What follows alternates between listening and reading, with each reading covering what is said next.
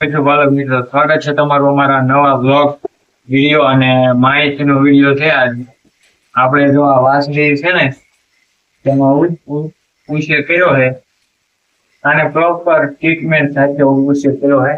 3 મહિના લગી 2 લીટર દૂધ પીવડાવ્યું છે આને. અને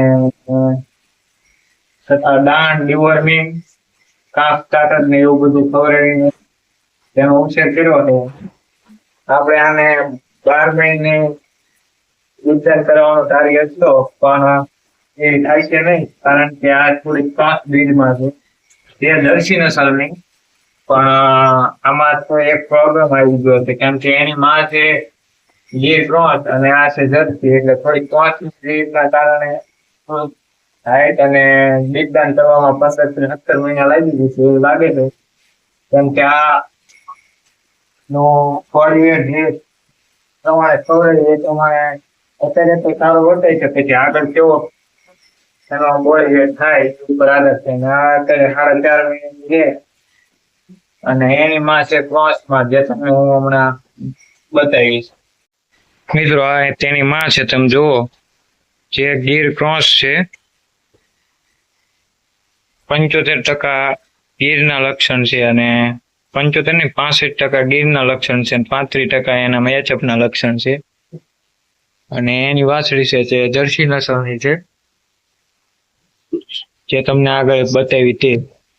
તો મિત્રો જો આ એ વાછડી છે, તમને પ્રોપર બતાવી દઉં. જે આપણે 4.5 મહિનાની થઈ, 12મા મહિનાની 14 તારીખે આનો જન્મ છે. એમ જો એની માં કાળી ગીર ક્રોસ છે અને એનો બાપ છે જર્સી નસલનો. તે જો તમે અડર ક્વોલિટી તેમ જોઈ લો, બધું કમ્પ્લીટ જ છે, પણ આમ ડિવોર્મિંગ વજન અત્યારે રેડી છે. પણ વાછડી પ્યોર બ્રીડ તો ન જ કહેવાય. આની જે વાછડી આવશે તે પ્યોર બ્રીડ આવશે. અને આપણે બને ને તો આને જર્સીનું જ સીમન મુકાવવાનું છે. જર્સી એટલે પ્યોર લાલ કલરની જર્સીઓ આવે ને ત્યાંનું, એચએફનું નહીં, કેમ કે આ જર્સી છે. એચએફનું મુકાઈએ તો પણ ચાલે, તોય પ્યોર બ્રીડ આવે. અને મિત્રો, આને આપણે પ્રોપર ટ્રીટમેન્ટ કરી છે.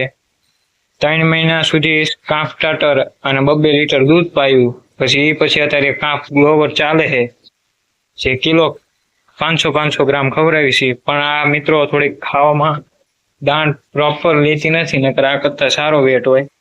અને મિત્રો જો આ પણ મારે 12 મહિનાની વાછડી છે, પણ આને એક ઇસ્યુ થઈ ગયું હતું.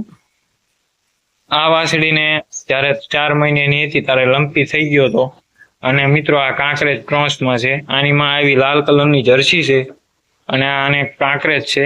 કાંકરેજનું બિદદાનના કારણે કાંકરેજ ક્રોસ છે. અને આને અત્યારે હિફર ચાલે છે.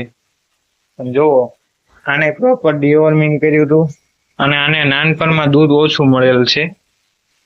અને તમે જુઓ, તમે અડર ક્વોલિટી જોઈ લો આની, તે પણ એકદમ લૂઝ અડર છે.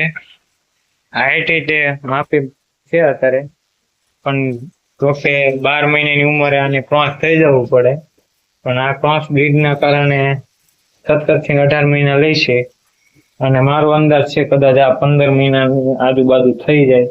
પરંતુ આપણા વિડીયો આવે છે તો તમે જોઈ શકો. એટલે બને ત્યાં લગી પશુપાલક મિત્રોને હું એક સૂચના આપવા માંગુ છું કે બને ત્યાં લગી ક્રોસ બ્રીડ ન કરવું, પ્યોર બ્રીડ અને ઇમ્પોર્ટેડ બુલના સીમન ડોઝ મુકાવવા. અને બને ત્યાં સુધી વાછડી લેવી તો તમારે ઉપલબ્ધ હોય તો એઆઈ વર્કરને કહેવું કે જેવી નસલની ગાય છે એવું તે બિદદાન કરાવવું. પણ આપણે જો કાંકરેજમાં તે જર્સીનું બિદદાન કરાવ્યું છે, કારણ કે આપણે જર્સીનો વધારે સ્ટોક છે અને કાંકરેજના એવા બિદદાન ઉપલબ્ધ નથી સારા. અને જર્સીનું બિદદાન કરાવ્યું છે. આગળ જતા સારા ડોઝ મળશે તો આપણે તેને પણ કાંકરેજનું બિદદાન કરાવશું. અને આપણે આને એચએફનું બિદદાન કરાવવાનું કે આ જે વાછડી કે એને વ્હાઈટ કલરની.